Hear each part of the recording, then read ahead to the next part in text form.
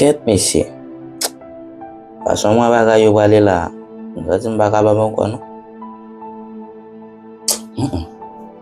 Mbaka chita la kon sa. Mwen kon sa mwen fe, bon cheke vit ya. Bon, debi matin ba nan devinski. Sak dol la, yon nan nou ba yon telefon pou nou ta rele li. Bon, yon matin on soleil chaud kon sa. Se.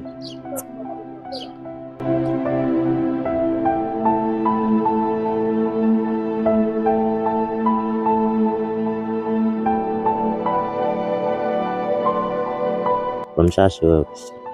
Bon, c'est là nous qu'on passe. C'est ici. Bon, faire ici tout.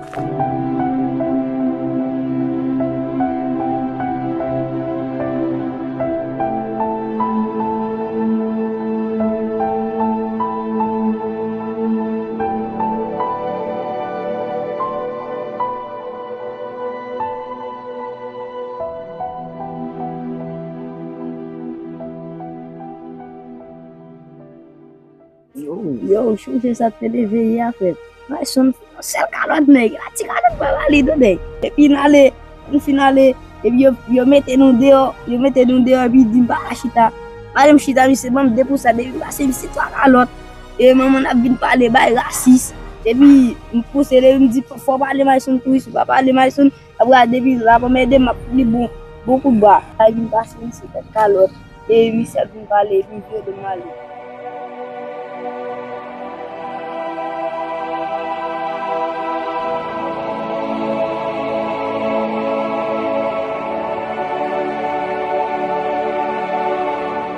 Monsieur, déportation va bon mener pour famille.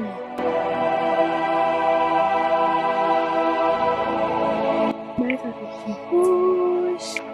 Je m'a regardé là, mais excuse la petite. Mais qui ça m'a fait?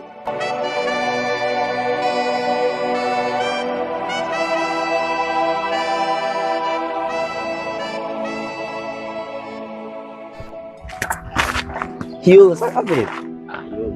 Nou gen lontan nou ba we men. Ba we men. A on je. E pi mla men, chak yon apman de moun bo we. Amoutou. Ba sou pa pou men. Chak yon makay la men. Eske man ka. Kawa djou makay la men. Chak yon makay la men. Men, wal l'ekol we? Wal l'ekol men. E pi mba jan mou? E le man l'ekol. Kalman de pou men pa la. Man ti man che wal l'ekol? Yo. Nte na televizyon la men. Nte bezon pil tou men, anon deplase pou nka bale. On avance pou nka bale. Oui, le grand frère qui flamme vini messi. Papa da tadi, ta ka vini mene pi go djel la ite da tadi messi. Monsieur, on était fait comme si c'est blague de tabac.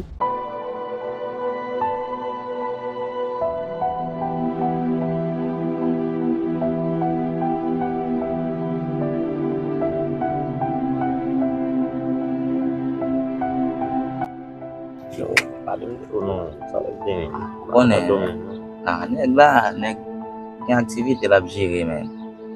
Konen, neg nan ti travan koman l'ekol. Yo, an kon ti avanse men, mwen to anan fon. Yo, la kom da bale, kom wan an wot la, di toujou pi bon bon. Yo, konen pa la fon. Fon la vou men. Yo, ou kon bi ki gran frem nan men. Ou konen mi se te sondo men ge sou li tout. E kom de ka di sa. Fami a e, sou konti fami a e, konen emigrasyon vin pou a misye men. An 2h di maten men, yon antre la ka misye yo pon men. Nya, telman msot nou ta kriye men, basot ti ma vive men. Yo, de lem de ve sa men, ki sa kriye men. Waka batis manche. Bon, mwen dem we misye a mkriye anpil men. Ndi konen sa nou bal fe. Ason problem vwe men. Sa va ti boze ket men nan. Men, de ou wala ka ou. Chen mi yo baso, yo jodi a fè man bo verite, mwen ptiye tet mwen pou nka fina tout bagay net. Yo, wala di kon sa men. Non, pou mwen fè, non ptiye tet mwen vwe men. Chakon nou an nou poti chaloge. Non, Peti pale nou. mba se ti ma vive men. Yo, dom ti yon bagay. Etap sod pale nan bay di, bay sod pale nan mba se etap sa dejan. E mwen kouzou, kon bay sa dormi. Yo, ba essa dona com basta da dona quiser fazer já. Et c'est lui qui mettait dans les tours. Yo, en passant, il va d'aller comme par la soirée.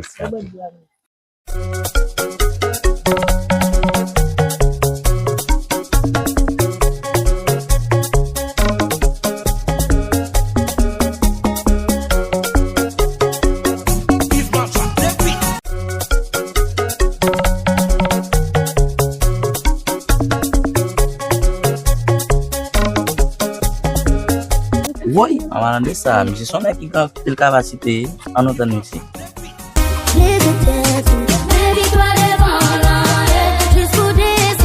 Chantez comme ça, tout le monde sait.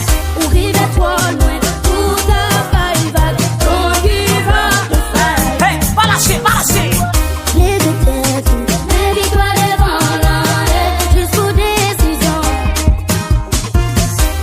Artiste là, s'il vous plaît. Ouais. Elle a fait monsieur. Encore un artiste.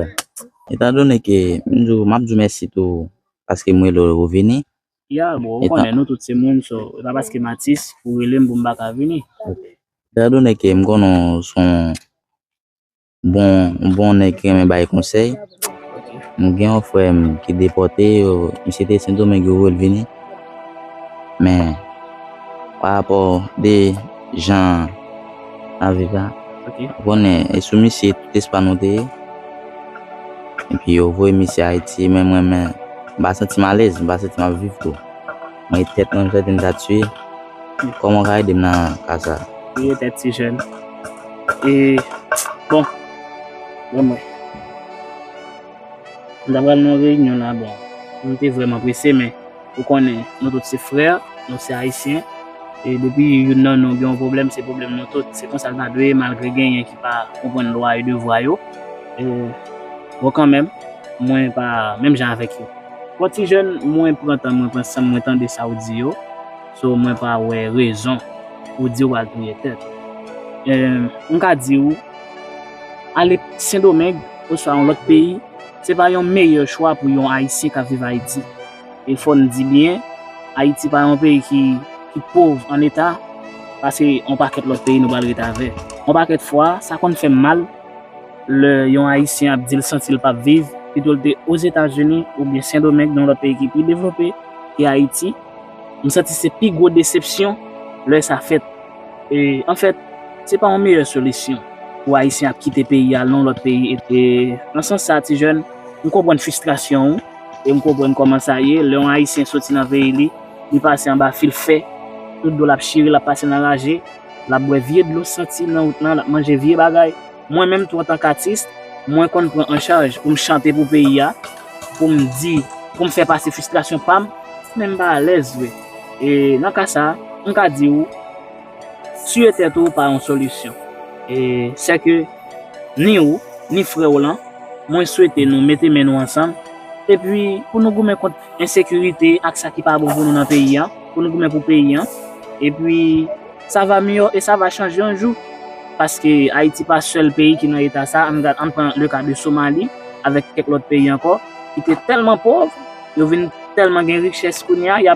exploité tout gens tout comment c'est pas Haïti qui chargé bon regardons bel soleil nous gain regardez toute belle richesse nous gain en Haïti nous pas qu'à exploiter ça vient cause si jeune en pile fois c'est ça ce qu'on fait nous et arriver non point pour nous sentir nous pas monde vrai vous comprenez mais nous qu'a dit tout haïtien qui vit dans la République dominicaine ou soit dans l'autre pays qui a passé misère prend patience prend courage yon le quand même pays a besoin une solution et leur solution en vini leur ça nous tout net a réjoui dans cœur content ça veut dire Tigène tu étais tout c'est la vie ou mettons fin là-dedans mais camper pour goumer pour pays c'est va on la vie meilleure demain et bien dans ce sens ça ni ou ni famille ni frère là nous pas arrêter à prier tout le temps on doit goumer tout moi même qui artiste pas arrêter à faire musique tout le temps pour pays m'a mettre avec nous pour nous goumer pour ça changer pour souhaiter partir.